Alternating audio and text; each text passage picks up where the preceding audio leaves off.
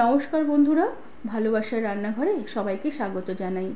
আজ আমি কাঁঠালের বড়া বা পাকা কাঁঠালের পিঠা বানাবো। রেসিপিটি ভালো লাগলে একটি লাইক, শেয়ার আর সাবস্ক্রাইব করে দেবার অনুরোধ রইল।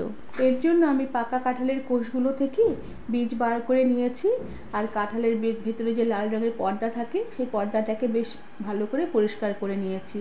আর এভাবে সবগুলো কাঁঠালের বীজ বেশ ভালো করে বের করে পরিষ্কার করে নিয়ে আমি একটি মিক্সিং জারে এই পাকা কাঁঠালের কোষগুলোকে দিয়ে দিলাম, আর সাথে আমি চিনি দিয়ে দেব।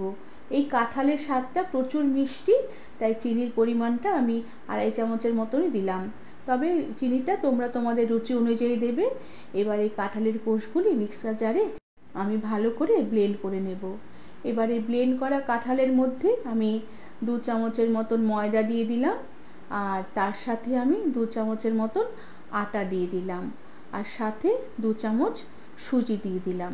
এখানে আমি আটা ময়দা সমান সমান নিয়েছি, আর সুজিটা তার থেকে কম নিয়েছি। সুজিটা একটু কম দিতে হবে, না হলে বড়াগুলো বা পিঠাগুলো একটু শক্ত হয়ে যাবে। সাথে স্বাদের ব্যালেন্সের জন্য সামান্য একটু নুন দিয়ে দিলাম, আর 1 চিমটির মতন খাবার সোডা বা বেকিং সোডা দিয়ে দিলাম। এবার এই সব কিছু বেশ ভালো করে আমি মেখে নেব। আর মাখা হয়ে গেলে এই মিশ্রণটা বেশ ভালো করে আমি হাত দিয়ে ফেটিয়ে নেব। প্রায় 2 থেকে 3 মিনিটের মতন মিশ্রণটাকে বেশ ফেটিয়ে নিতে হবে। মিশ্রণ যত বেশি ফেটাবো বড়াগুলো তত নরম হবে আর ফ্লাফি হবে। আর কাঁঠালের মিশ্রণটাকে ফেটিয়ে নিয়ে আরও 2 মিনিটের মতন রেখে দেবো, এতে সুজিটা বেশ ফুলে উঠবে। এরপর আমি কড়াতে পরিমাণ মতন সর্ষের তেল দিয়ে দিলাম। তেলটা হালকা গরম হয়ে আসলে আমি তেলে 1 চামচের মতন ঘি দিয়ে দিলাম। এবার ঘি তেলের মধ্যে বেশ ভালোভাবে মিশিয়ে নেব। সর্ষের তেলের মধ্যে ঘি দেওয়াতে বড়াগুলোর স্বাদ বেশ ভালো হবে, গন্ধটাও বেশ ভালো আসবে। এরপরে আমি কড়ার তেল খুব বেশি গরম করব না, আঁচ মিডিয়ামে রেখে তেল গরম করে আমি কাঁঠালের মিশ্রণ থেকে একটা একটা করে বড়া ছেড়ে দিলাম। তেল খুব বেশি গরম হয়ে গেলে বড়াগুলো দেওয়া মাত্রই পুড়ে যাবে। এরপর গ্যাসের আঁচ মিডিয়াম টু লোতে রেখে কম আঁচে বড়াগুলোকে আমি বেশ লাল করে উল্টে পাল্টে ভেজে নেব।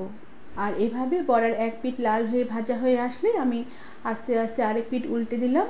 আর এইভাবে বড়ার 2 পিঠ বেশ লাল করে ভেজে নেওয়ার পরে আমি গ্যাসের আঁচ বাড়িয়ে দেব, আর হাই ফ্লেমে বড়াগুলোকে এপিঠ ওপিঠ বেশ ভালো করে লাল করে উল্টে পাল্টে নিয়ে তেল ছেঁকে তুলে রেখে দিলাম।